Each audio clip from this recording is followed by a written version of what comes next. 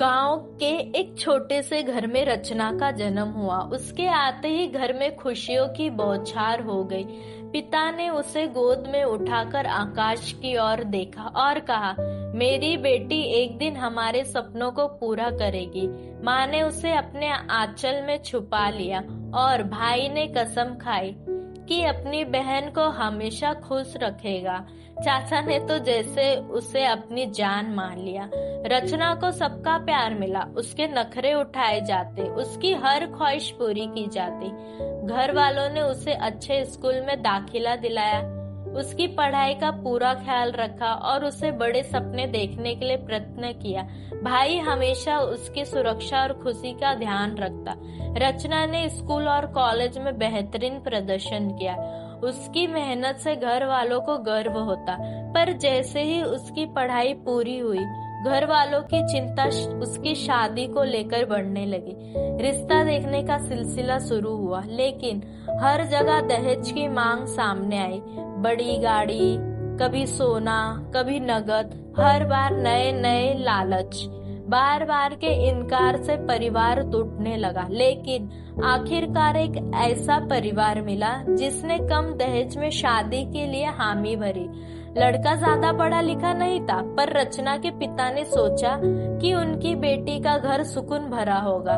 शादी धूमधाम से हुई। परिवार को लगा कि उनकी बेटी अब खुश रहेगी, पर यह खुशियां ज्यादा दिन नहीं टिक सकी। शादी के कुछ दिन बाद ही ससुराल वालों का असली चेहरा सामने आ गया। छोटी छोटी बातों पे ताना और फिर दहेज की बढ़ती मांग। रचना को दिन रात सताए जाने लगा। उसे हर पल यह एहसास कराया गया कि वो इस दहेज के बिना इस घर की हकदार नहीं।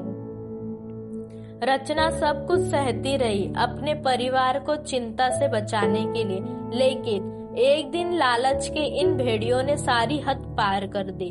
उन्होंने उसे जला दिया ताकि अपने बेटे की शादी किसी और से करा सके और ज्यादा दहेज ले सके। यह खबर सुनते ही रचना का परिवार टूट गया। जिस बेटी को उन्होंने जिंदगी भर प्यार और खुशियां दी थी, उसी लालचियों ने छीन लिया। लेकिन रचना के परिवार ने हार नहीं मानी। उन्होंने कानून का सहारा लिया और दोषियों को सजा दिलाई।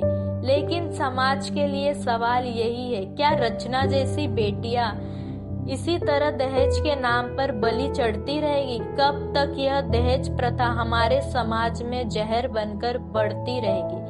बेटियां घर की शान है, बोझ नहीं। जब तक समाज इस सच्चाई को नहीं मानेगा, तब तक दहेज के नाम पर बेटियों की जिंदगी खत्म होते रहेगी।